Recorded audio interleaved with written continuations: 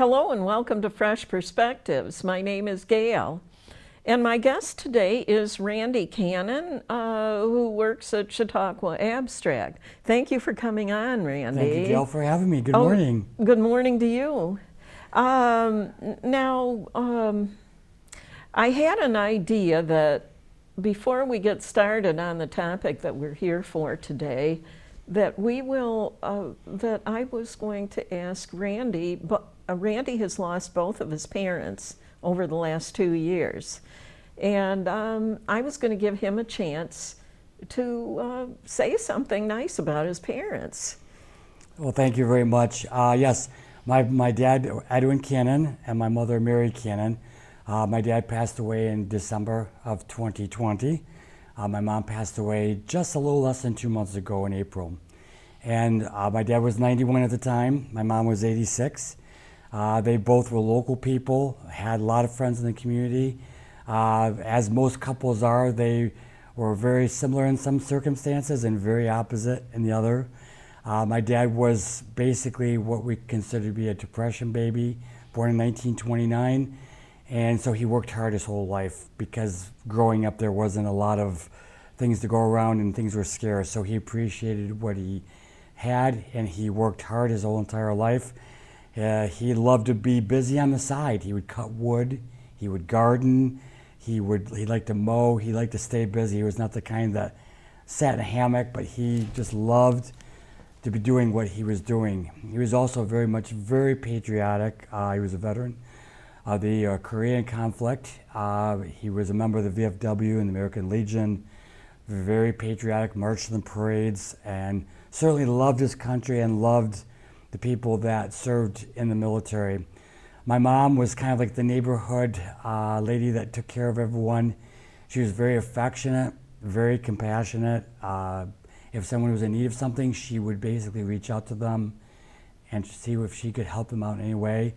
She loved her family. She was about kids and grandkids and cousins and nieces and nephews and kept in contact with everybody. She was a letter writer, a card sender, kind of a lost art in these days, and she kept on top, and she just loved knowledge. She loved to read, she loved crossword puzzles, she loved Scrabble, and that was kind of her good thing. She kept track of people through other relatives and through the newspaper, and we as her family will miss both of them, but they've left a very lasting legacy in our lives. And it's one of those things where you hope that you can kind of carry on what they're known for and kind of what people remember them for. That's what the next generation is supposed to do. So we appreciate them very much. Mm-hmm. Well, there's going to be a lot of people remembering your parents after they see this episode, especially since after it's aired the first time, it goes permanently on the studio's website, so people can go back and watch it anytime they want to. Sure. And for those of you who think you might want to hear about Randy's parents again, after this episode is finished airing, you can go to access.chautauquacountytv.org. Okay. Now, we'll get down to the brass tacks of talking about the topic of the day, which is new trends in real estate. Yes. Okay. I guess first we're going to talk about changes in real estate during the pandemic. Yep. Okay, Yep. so you can go ahead. So, the last few times you and I have talked, and we've talked about basically abstracting and title insurance, and those are all kind of common threads. The pandemic kind of changed things a little bit. Mm-hmm. We were going along, in fact, if you were to go back in time to February of 2020, mm-hmm. The real estate market was real strong. We've basically had 3 strong years of real estate, 2017, 2018, 2019. Mm-hmm. Mm-hmm. Things were going along well. 2020 looked to be poised to be another banner year. Real estate was strong, the market was strong, and none of us had any idea that in a short month or two, things would look a lot different. So we came to March of 2020, and there were storm clouds on the horizon, as they say. And eventually, the third week of March, the governor basically put everything in lockdown, which included all facets of our business, real estate, our economy. We went into lockdown. Yeah. And things looked a lot different after that. The biggest thing that we've learned from the pandemic is adaptability and flexibility. You had to learn to be creative in what you did. So for instance, if you were in the consumer market, you had to figure out how you were going to get your groceries, or how you were going to pick up your dry goods. Or if you wanted to order a meal from your restaurant, how is that going to work? Or if you were going to meet with someone or get other parts of the business taken care of, how do we do that if we can't get to where we need to be? And how that affected the real estate market is, first of all, number one, we would consider to be in-person closings. So for generations past, if you were buying a house, you were signing a mortgage, you met together with your attorney, maybe the bank's attorney, in a room with lots and lots of paperwork, and you just went through hour of signing documents, reviewing things, getting other items taken care of. Well, because that required to be kind of in close contact with these parties, that was no longer an option. So the question became is, what do we do with that? So again, creativity played a huge role in this. You had to figure out sometimes unorthodox ways of getting things signed. So I'll give you a couple examples. So while you normally would have been used to sitting around a table, and that was no longer an option, you still had to find a way to get documents signed and get them to the right people. So I've heard stories of a person signing a mortgage, and their attorney brought the papers to the high rise in which the person was living. A family member came down, took them up to their loved one. The loved one went on the balcony so that the attorney could see them signing the papers on the balcony, and then basically dropping the packet over the ledge so that they could be collected and then notarized. So it was things like that. Other times it involved maybe looking through an interior window or an interior door to observe the process that was going on. So really, that you had to find a way around that. That was the main thing. It almost seems to me like it might have worked if the people involved had internet service at home. Maybe papers could be emailed to them and signed and then emailed back. There. In fact, we'll probably get to that in our continuing trends. That is probably where the market is going these days. With technology is probably, we might say that it's a double-edged sword, but technology really was the rescuing factor that people could still continue to get things done.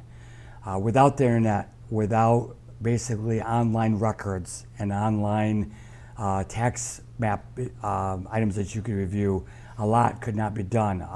I worked from home.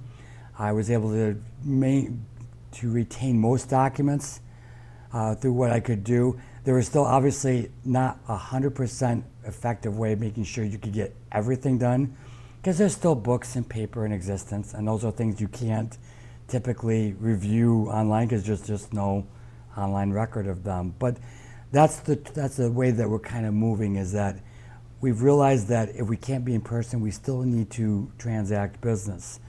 So that's kind of an important part of that. The other thing that kind of changed was basically open houses. So in an open house, you would go and you'd be able to review the house, living room, dining room, kitchen, and there would be a constant flow of traffic in and out. Well, again, because of the volume of people entrancing and exiting, they were not able to do that. So then you had to resort to kind of going online and taking an what they call a virtual tour of the house. And It had its upsides and downsides. You still could do it. You could get a closer look. You could zoom in. Obviously, you're only seeing what you can see.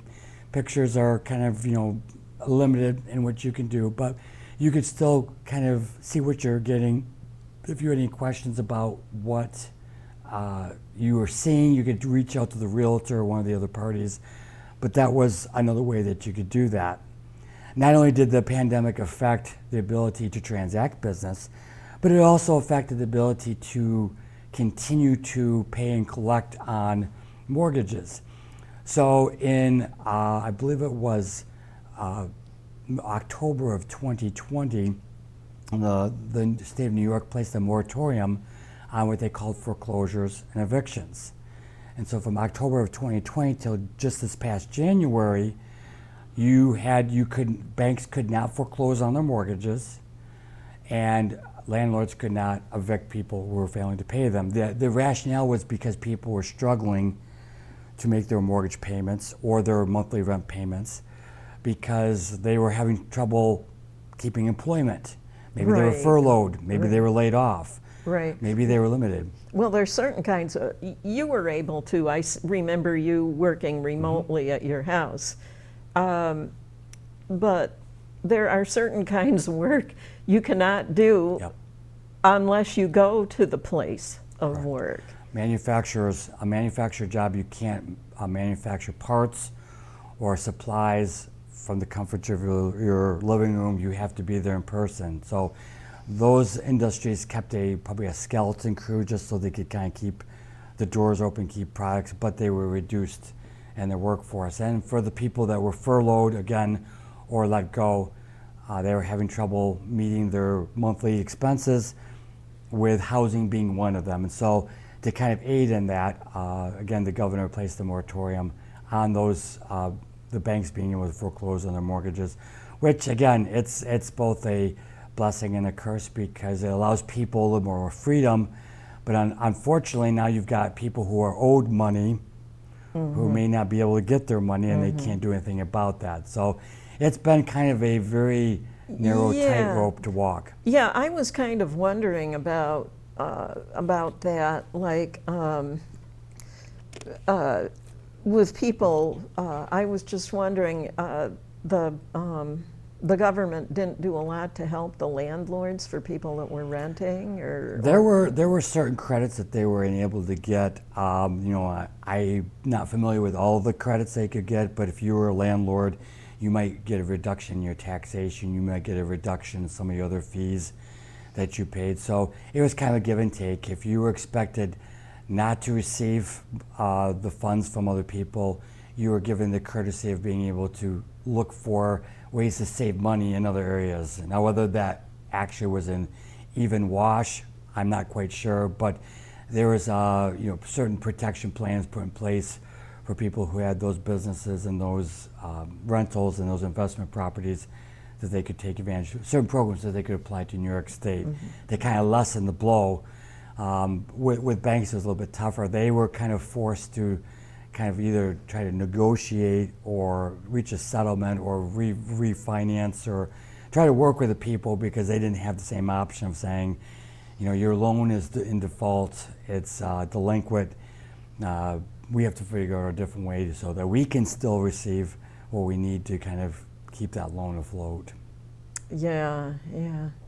I mean, it was an overwhelming situation. Yep. Most definitely. And again, people, it's funny, the resourcefulness of people. When you're put into a position, we would have never imagined this 3 years ago. We would have never imagined that we would need to have done this. So it really kind of speaks volumes to people's resourcefulness to continue to be able to do what they need to do. Sometimes it takes imagination. Sometimes it's very unconventional ways of continuing to do business. But in the long run, you realize that you still need to continue life.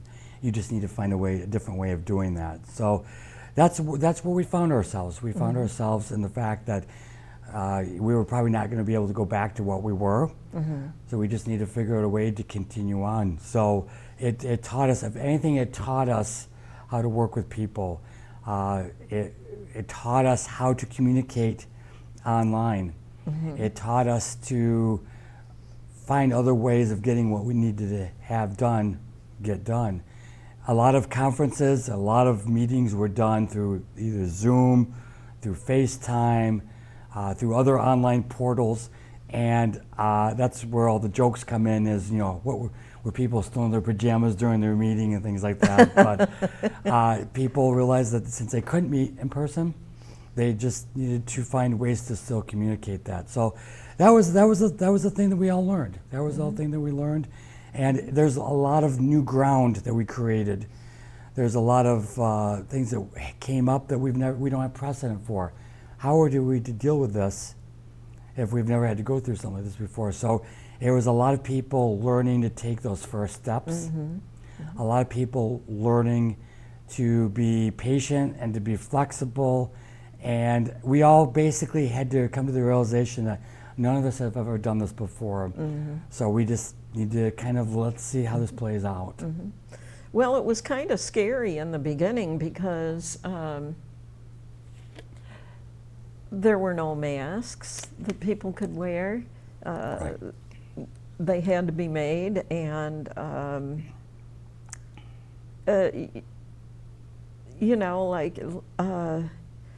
let's see, there were some other things I was thinking about mentioning. We didn't have vaccinations yet, and we were hearing about how deadly this was for such a lot of people. And I remember early, before masks were readily available, that they had suggested that people could wear bandana handkerchiefs on their face for masks. And at the time, it seemed kind of amusing because the first thought through my head was those old Western movies and TV shows where people would go in to rob a bank wearing a bandana handkerchief over their faces. So I saw people those first couple of months, after we found out about it, I would see people out in public wearing like a winter neck scarf wrapped around their face, and like that. And we didn't know, we had no idea how long this was going to go on. And, I'm feeling a lot better about it now, now that we've been able to, we have things that we can do to help control it. But experience is a great teacher. We can kind of know, looking back in hindsight, what we were facing, what it is now, and what we can do to kind of take precautions. And we have the knowledge on our side now. That's really the biggest thing. Yeah, it really is. So we'll see how it goes. The next time a pandemic rolls around. I remember there was a movie that Carol and I went back and watched in 2020. We'd already watched it maybe a couple of years earlier. It was the one about the Pied Piper of Hamlin or something like that, because that had to do with the Black Death in Europe a bunch of centuries ago. So that was we went back and watched that movie a second time because just because we were having the pandemic. So it seemed really appropriate to watch it then. Well, anyways, there was all of this resulted in a boom in in the real estate market. Like, was it in 2021? Yeah, actually, you'd be surprised when April and May rolled around, and again, we were still in lockdown. And not much was happening, and it looked like it was going to be a fairly dismal year. Well, the governor basically lifted the lockdown first week of June. People started getting out of their houses, and before you know it, real estate picked up and started. That was in 2020. And in 2020, exactly right, yep. So, it kind of made you wonder what people's mindset was at that time. Whether they'd been cooped up for so long that they wanted to get out and buy real estate. No, I think people realize the value of owning your own place. I think they realized that, whether they were renting and they were cooped up in a small apartment, it was better to have a place where you could spread out. Surprisingly enough, real estate, as far as real estate goes, vacation properties really took off. And the reason that is because you were still not really allowed to travel. You couldn't go on an airplane. You could not go to other states. You could not go to resorts or theme parks or anything like that because, again, there were still restrictions on how many people you could have together at one time. So after people had sat at home for 3 months and they maybe made it as far as their backyard, a lot of people decided we need to have some place that if we can't go to a resort or we can't go on a cruise, we need to have somewhere where we can go and we can vacation away from where we live. And so a lot of people made purchases of vacation properties because, again, it was their way to get away. And even though, and they could still be safe, they could still have just their family members there, but it was somewhere else that was not home. And so people invested in second homes and cottages and places where they could go and get away from it all, because we realized that vacations look different from the time before the pandemic until now, that you didn't have the same freedom to move about. So that adaptability of, well, if you can't go somewhere, let's go somewhere that's not at home, because there's only so much you can do in your backyard, in your living room, and if you want to see new scenery and then if you live in an apartment, really there is no backyard. Exactly. So exactly right. So what happened was people started purchasing that. The other thing that people realized, and this is becoming more and more of a theme, is that it was better off to own your own place. So now with inflation starting to climb and things getting more pricey, more expensive, there is a trend where people who may not have thought about buying a house before are starting to think about it because rent has become so expensive.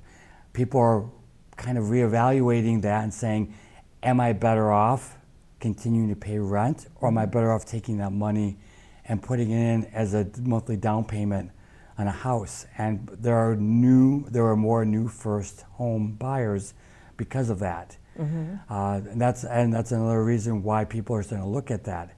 Now, again, because there was this flurry of activity, and again, it went from 2020 into 2021, real estate soared. We call it a seller's market. Now, there's two different kinds of markets. A seller's market is what we're experiencing now. A buyer's market, if there's such a thing, actually happens when we're like in a recession. So back when the housing market, kind of the bottom dropped out in 2008. Right. In 2009, it became a buyer's market. We were taping this in Mayville, but if you drove around in Mayville back in 2009 and you drove up and down the streets, you would see several houses that had for sale signs on it, and those for sale signs might be there weeks or months because there was not the money to borrow to buy a house. And if some people were having trouble with an income, they did not want to invest in a house at that time. So if you had the money, you could get a real property for several dollars cheaper than what you normally would pay for it, because the sellers were just trying to get rid of it because either they couldn't afford to live in it, or they just wanted to find something different.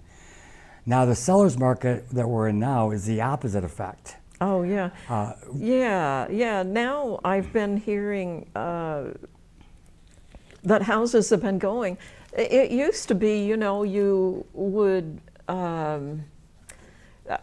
negotiate with the seller, where you would, through your real estate consultant or whatever, you would negotiate to try to get the price down. But now I'm hearing that houses are going for well above the asking price. Yep, that's very much the case, because now there's a demand. We live in an economy where the law of supply and demand, the more supply you have, the less the price will be. The less supply there is, the higher the price will be. So with this new invigorated economy, with people able to buy houses, new first home buyers, the market got scarce in the number of houses that were available. So now we flip the coin here. Now if you were to drive around any town or village or municipality, you would see that there's very few houses with for sale signs on the lawn. And if you happen to see one and you come back 2 days later, it probably won't be there. That sign might be gone. So go to whoever you have to go to. Yes. Right this minute, drop everything else you were going to do today, and well, I'll tell you a couple stories here. So, what happened was, is if you had a house that you were getting ready to sell, sometimes the realtor would encourage the seller to say, "Hey, look, you can ask for, maybe double the price, maybe half, 1.5 the price, and you should be able to get it." And so houses that might be, say, let's just take an average of, say, between 75 and 150,000. Mm-hmm. You could get anywhere from 125 to 250,000 dollars for those houses because they were in such demand. There were stories of people who would approach a seller even before the house was really listed and say, "Oh, really? I will give you an exorbitant amount of money if I can buy the house from you right now." There'd be people that would get into an all-out bidding war. Well, they offered you this much money, I'll give you more. That's how crazy the market got. Wow. And so it is an appeal. If you can sell your house for more than what you paid for it, that's a very appealing thing. And so houses get snatched up right away. And it's a good investment. Houses are always a good investment because the price of real estate will continue to improve. We were talking earlier about the fact that with the market being as it is, how much things have changed over the years. So for instance, how much could you have bought a house for in the 1940s? How much could you have bought that same house in the 1960s, the 1980s, the early 2000s? And if you look at it, if you were to do a chart of that, the price just grows exponentially. Mm-hmm. Well, like I was mentioning to you before we started recording the program, apparently back in the 60s and early 70s, you could buy a house for like maybe $3,000 or something like that. And I remember when I first found out that houses, at a certain time in my life, that you found out that when I found out that houses were going for $40,000, I'm going, oh my gosh, that's outrageous. Now you pay that much for a car. If you're getting a brand new one, you're paying at least that much. Yep. You're paying more for your cars now than people used to pay for a house. Exactly. So yeah, if you were to do a study, how much was your grandparents' first house? How much were your parents' first house? How much was your first house? How much are the next generation's houses going to be? You'll see a steep climb. Now, the one thing about living in the area that we live in, as much as the prices have changed, as much as real estate has gone up, we are a lot different than other parts of the country. So if you go further south or further west, the values are, as they say, out of whack. Right. You might be paying some exorbitant amount for a very, very small piece of real estate. We know people that live on the West Coast, and a very tiny, small, one-family house could be between $250,000 and $300,000. Now that $250,000 and $300,000 would go a long way here in the area in which we're living in, but we don't have that same kind of pendulum swing where real estate values go from one extreme to the other as they do in other parts of the country. So that's something, but we don't have to worry. But you're exactly right. What you could pay for a house back in the day, considering what you have now. So you might have grandparents or parents that bought a house for $4,000. It's $40,000 or maybe more when the parents took over it. Now you're talking $200,000, and it's not unforeseeable that children or grandchildren could be paying $400,000 for that very same house years down the road. just because of the way that the market has moved. But everything has changed. The price of everything has gone up. Inflation has a lot to do with that. So you're paying more for certain products than you would have been 10 years ago, 20 years ago, 30 years ago. Yeah, well, we live here in the Mayville area. You live here in the Mayville area, and a lot of the houses are very old. I can remember being a teenager back in the 1960s, and so many of the houses looked so nice and seemed to be in such good shape. And you drive around town now, and even though the houses might be going for a lot more money, they're not in as good a shape as they were back then, because things deteriorate. Yep. So, Yeah, and that's you hit a key point. It's that houses don't maintain themselves. You have to put something back into them. Most homeowners realize that if it's an investment, you do what you can to protect your investment. So you keep it up. You make sure the foundation's sound, that other utilities work, that the walls are all sound, and that you take care of everything. Because again, things break down after time, and there are times when you may have to invest some money back into that house or that real estate if you want to keep up. The unfortunate part about that is, as you let things deteriorate, the longer you wait, the harder it is to bring them back, the more money you might spend. Yeah. And there are times when, the joke was the first time home buyer would buy a fixer-upper. Well, how much fixer-upper did you have to do to it? Was it just basic cosmetic, paint, new fixtures, things like that? Or are you talking about a new roof, working on the foundation, replacing the wiring? So there's various degrees of doing that. Right. Yeah. It's kind of like what you save in the price of the house at the beginning. You might spend it all. Anyways, to do all of the repair work that needs to be done in the old house. Yep, exactly right. So, and some people, the common trend nowadays is if you don't want to buy something that you have to fix up, if you have a piece of vacant land, with manufactured homes the way they are now, you don't have to wait for a house to be built. You just bring it in and you put it down and you have a brand new house. So that's kind of the trend. We're unique in our area because we have a lot of still wide open spaces. With a manufactured home, you need to obviously have a place to put it. You need to have the maneuverability to be able to bring it in on a truck in the first place. And with a lot of our kind of rural areas where there's not much traffic or where there's a fairly large amount of acreage, that's ideal. And again, you get an instant house. Downstate, they don't have that option. There's a lot of tight, narrow fits. yeah. The streets are not as wide, and so they don't see that. So if you mention to someone from downstate a manufactured home, they'd be like, "What's that?" Yeah. Well, if you're putting a new home in outside the village limits, out in the country, you're going to have to drill a well. Yep. You're going to have a well drilled and have some sort of a septic system put in.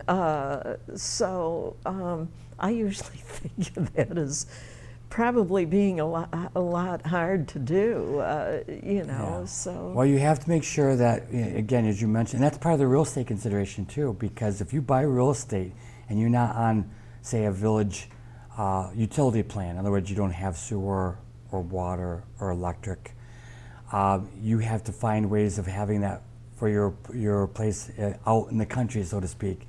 And so the health department has requirements and minimum standards for a septic tank has to be tested, or well, the potability, the drinkability of the water. So when you're buying or selling a house, that's a consideration. Does a new well have to be drilled? Is the septic system up to code? What do you need to do in order to get it up to code? And those are things where they have to pass a test, they have to pass inspection before that house can kind of go through and be sold. So Those are also considerations that we don't often think about because we look at the four walls and say, hey, we got what we need. That's all we need to do. So, but all considerations, yes. Did you happen to notice that over in Westfield the other day there was apparently a fire or something? We'd already been through there early in the morning on our way to a funeral for a relative of mine over in Dunkirk. And then I remember when we were coming back, we had to take a detour. We weren't allowed to go up South Portage Street, but then we had to come back into Westfield in the evening because we had to put on the Vegetarian Vegan Society dinner. And we're driving up South Portage Street, and all of a sudden there's this totally collapsed house. All of the sides are smashed in and everything. We figured there must have been a fire or the house exploded or something. Somebody else told us later it was something about a fire that started in the basement and gradually traveled up. Did you hear about that? I did hear about that. I haven't actually been down that way, so I haven't seen it yet. But yeah, I heard it was basically a complete loss. And yeah, it was the second house from the YWCA, so it was. Yeah, it was totally down. You know, there was no saving it, I guess. So then we knew that's why we hadn't been able to go home that way on our way back home from Dunkirk. Yeah. But that was a total shock to see that. No, you know, that's why it's important that you make sure the house is up to code, that everything, the electrical's good, because it's an investment. And of course, obviously not more than just an investment. Obviously, if you're living in it, you want to make sure that you're safe and things like that. But yeah, it's an investment. It's a shame to see old real estate kind of like that, because I feel that was a fairly older house. Oh, probably. You know, it was in the village, and you know, so many houses are so old nowadays in this area. Exactly. So, exactly right. Like they say that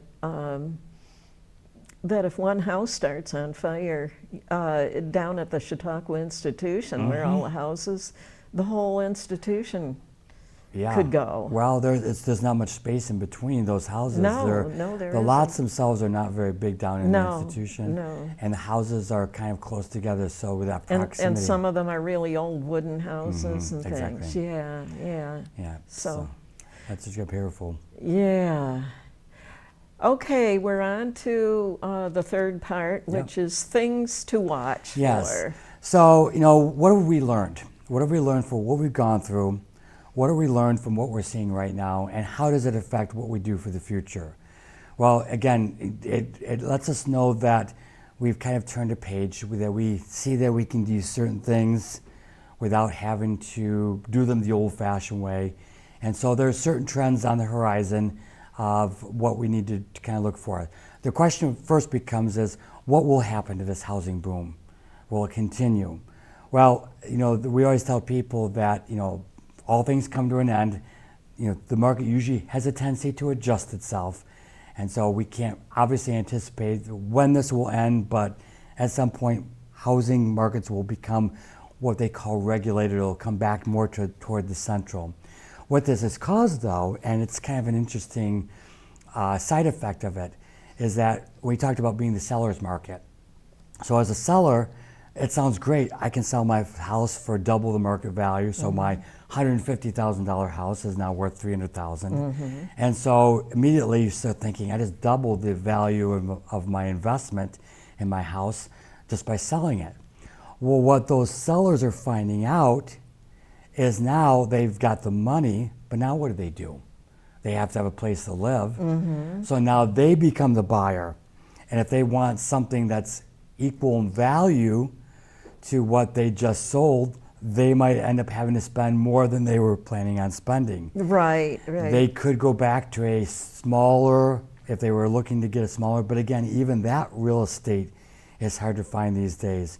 So you're finding out the people that have sold their houses suddenly say, oh, I didn't really think this through all the way down the road. where am I going to live? So unless you have a relative that you can stay with, or unless you've got a place that someone is letting you stay in, the problem that you're finding out is that, yes, it sounded appealing to sell your house, but if you don't have any place to go, you're kind of back to square one. And so some people might be more reluctant to sell their houses, even if they're being offered more money for it, because they don't have that plan in place to be able to say, well, I'll just find a different place, I'll spend less on it than I thought I was going to spend, and keep that buffer of profit that I made from the sale of my house, and it's just not working out that way. So the consideration has always been to just make sure that if you want to take advantage of this, that you've kind of thought this through so that you're not left scrambling for a place. Or you may find out that if you are living with relatives, you might be there a while because nothing might not open up right away. So that's kind of an interesting thing to consider. The second part of that is, obviously we are going through a time of inflation. Right. So what happens to the real estate market when inflation hits? So inflation obviously makes things cost more, and whether it's your groceries, whether it's your gas, whether it's your hardware supplies, anything across the board costs more than it did a year ago or 2 years ago. And so with the increases in the real estate market, how does that affect the consumer? Well, eventually at some point, and we're starting to see this now, how you combat inflation is by raising interest rates. And so that prime lending rate that was very affordable for years and years and years, we're starting to see upticks in that. The idea with the economy is that inflation is caused by the relative ease and overabundant availability of money. So the more money you have, the more prices go up to kind of compensate for that. And interest rate hikes are to make money less accessible to get to, so that it brings those prices back down again. So for years and years, again, prime interest rate, if it was 3%, that was a great rate, and you could borrow on that. But as the interest rate goes up, now you're paying more in interest for the house that you are trying to buy or trying to borrow to buy. Now, we're still kind of in what we call an allowable range for interest rates. I remember when my parents had their houses, and if anybody bought a house in the late 60s or early 70s or early 80s, interest rates were between 12 and 16%, which just seems exorbitant because, again, we're right around 3 to 4 to 5%, depending on where you're at in the market. Right. So we're still below that, but it's hard to imagine that if you had in those days a $50,000 or $60,000 house, and you were paying on top of that 12 to 16% interest, you were paying a lot of interest over a 10 or 20 or 30-year period. So the thing to consider is, and some people are trying to scramble to get in while the interest rates are still low, because it just stands to reason that if we continue along this trend, at some point, interest rates will have to go up, meaning that your house after 20 or 30 years of paying back your mortgage will be more than what you paid for it, basically the basic purchase price. So that's something to consider. So those are kind of the ideas as what is available to sell and how much will I be able to borrow from that. The other thing to consider is that if you buy a house for the amount of money that you paid for it, how much further down the road will that house hold its value? These are the unknowns in the market. Right. You know, we could have a few years of having strong economic prospects. We could have a downturn in the market where suddenly the value of the house doesn't hold as much. Again, we just don't know where that's going to go from this point forward. So that's kind of what we're looking at on the real estate market. As far as the way it changes in technology, we talked about the in-person closings. We talked about sitting around a table, being in the same room as your attorney or as your bank. And people are trying to get away from that. And there's some developments on the horizon. These are all new developments, so that we don't really know how they're going to be effective or what they will mean. But there's a more move now to do notarization remotely. So there's two types. There's a remote online notarization, and the abbreviation for that is RON, R-O-N. and there is a remote ink signed notarization, which is an RIN. And what the remote online notarization does is you sign things digitally. Now, I don't know if you or if any of your viewers have had to make an application for something, and you are asked for something called an electronic signature. You know, obviously you can't sign the computer screen. You can't sign there. Right. You have to go through different protocols to establish your identity, and then you put your electronic signature on this document. So what that means is that if you have a notary that's not in the same room as you, they might be in a different building, a different state even, they have to be able to see you sign and present your credentials to put that electronic signature on that. And then what happens is they go through those same credentials, and when they notarize it, they put their electronic signature on that. What they call the RINs, the ink signatures, you sign the document on camera for the notary to see you sign, and then you might fax or email it to them, and then by video recording, they sign their notary by ink, and then they send it back to you. This is a new development, so there's a lot of unknowns. The major fear about this is that if you can't be in the same room as a person, how do you keep fraud from happening? How do you keep people from forging your signature? So that's kind of, it's not, these two ways of notarizing documents are not widespread yet, only because there's too many unknowns in them. What they say, the jury is out, so to speak, on them. And, but that could be something that we experience down the road. A notary is supposed to keep a journal of all the documents that they notarize, so if it's ever required to go back, someone can take out their journal and say, oh, you did this on such and such a date. With these new developments, not only are you required to keep a journal, you'll have to keep video recordings of the notarizations that you did, whether they were the online variety or whether they were what we call the wet ink signatures. So how do you store that? How long do you keep them? What quality must they be? These are all things that we're kind of looking at because the concern is that someone could take advantage of that. There were a few times with relatives of mine, or maybe just something that I had signed for somebody, you know, who was a friend or somebody that I was helping or something. Like one time I was helping a family, and it just happened that I was there at the time the lawyer came to the house, and they were doing up the will, and I was asked to sign as a witness. So I would have to go to where there was a person that was a notary public and sign. I would have to show my driver's license and like that. And then I had to sign it in front of the notary public, and then they'd have some sort of a stamp that they'd stamp it with. And I remember one time I was going to the county clerk's office where I knew that I could find a notary. So I went over to the courthouse in Mayville, except that I get there and I discover that the county clerk's office had been moved. And this man coming, who just happened to be coming along, who was I could tell that he worked there because of the way he was dressed. So I asked him I remember asking him for directions how to find the county clerk's office now that it wasn't in this downstairs by the front door. And he gives me directions way up on the top floor or something like that. And I get all the way up there only to find out that he'd sent me to the wrong part of the building. And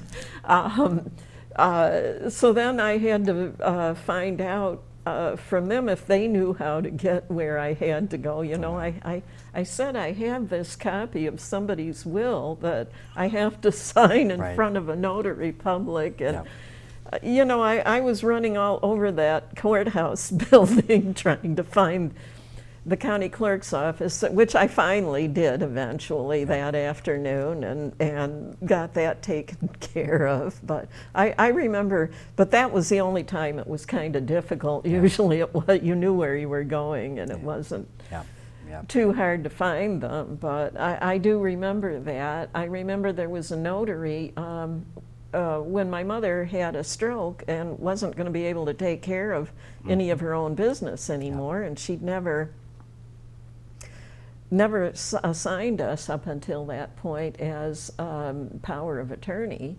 And she, so anyway, she was in the hospital, and they had a notary come in there and ask all these questions and everything, and the notary, we had to sign our names, and so my brother and I, so that we could be able to take care of paying her bills and everything for her. I mean, you literally have to have all of this legal documentation just to take care of your parents' business. It's amazing.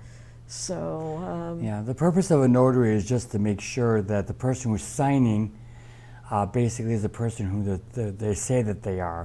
And so with, historically speaking, say it was a power of attorney or a deed, you want to make sure that the person who's giving you authority to act on their behalf, or the person who is selling their house, is actually the person that they are. That's why the notaries are held to such high standards. You have to go through classes. You have to continue education to maintain your notary license. And it's going to probably become a little bit tougher for them. I'm not a notary, so I can't speak from experience. But with these new regulations coming into place, if this is a thing that kind of takes off, you'll be required to identify credentials probably even more on a stricter basis. You'll have to maintain better records. You'll have to retain your records for longer, only because if something comes up later on, because people are afraid, this is one chance where someone who's unscrupulous could come in and pretend to be someone else, and that's why your records have to be impeccable. Yeah, I know. It's getting to be where, you know, it's really kind of hard to do anything. You should have seen what I had to go through the last time the last time I was due to get my driver's license renewed. Oh my gosh.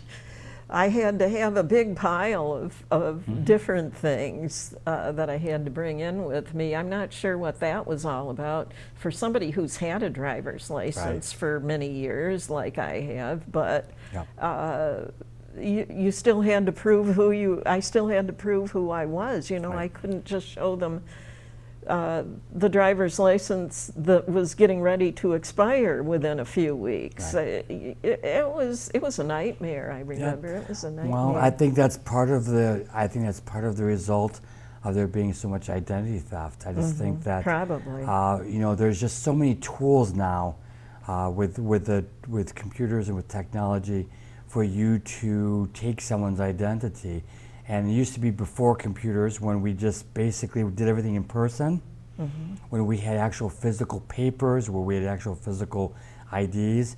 It was a lot easier to kind of get those things taken care of. But again, with the advent of people watching and seeing, you know, if they can get a hold of your social security number, your address, or your ID number, they have to make sure that when you do renew these things, that you're not someone impersonating someone else, that you're actually the person that you are. And that's why the different forms of ID, the different ways of identifying yourself, and it goes across real estate. We've heard stories before of people who sell what they think is the house, and then the owner comes to find out that a deed got signed in their name, and they had no knowledge of it whatsoever. And the county's been trying to do that. They've been trying to combat that. They will actually reach out to the seller with a mailing to say, hey, a deed came through within the last few days with your signature. Are you aware of this? And that's to prevent someone who's pretending to be the seller, so that the seller's not suddenly finding people on their front lawn getting ready to move in when they've never signed a deed in the first place. So there's that sort of mail verification that you actually intended to sell your house. Well, what is done about it? Do the police come in or something when there's somebody in your front yard waiting to move in? What do you do about that? I think essentially what you have to start with is you have to identify the source, so to speak, of the if I can say, the confusion. So a lot of times people will start out with handling whether hiring an attorney. So they might say, you know, someone has pretended to be me. They've compromised my identity. They've sold my house. They've sold my house. And Yeah. so you basically have to go through the steps. This is why this is a daunting thing. If you've had your identity stolen, whether it's to be signed up for a credit card or whatever the case is, you have to go through the steps of filing a report, proving that your identity was indeed taken. And with a real estate, you would probably have to be another level of having to prove that, no, I did not sign this, no, I did not authorize this to be done. And then it goes back to who are the authorities that authorized that in the first place? Were there attorneys involved? Was there again a notary involved that thought that they had the right person in front of them? So there's a lot of investigation that goes into it. And I always tell people that if you feel like that you're in over your head when it comes to clearing up these matters, seek legal counsel. Well, occasionally when I answer the phone, it'll be somebody claiming to be from like Medicare, or the most recent one was the Social Security Administration, with a person putting on a really fake voice. You could tell it was faked. It could have been a man trying to sound like a woman. I don't know, but I wound up, this person claimed to be from the Social Security Administration and claiming to have been told to let everybody know that the government is going to let everybody past retirement age get an extra $150. And but first you have to answer some questions. Don't answer the questions, people.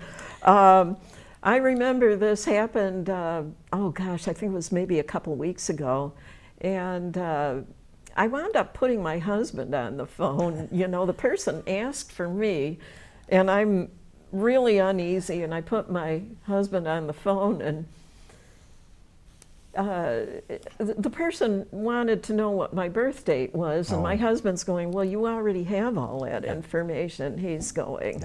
And then he notices he's hearing chickens over the phone. So he tells the person, you better go feed your chickens. I can hear them.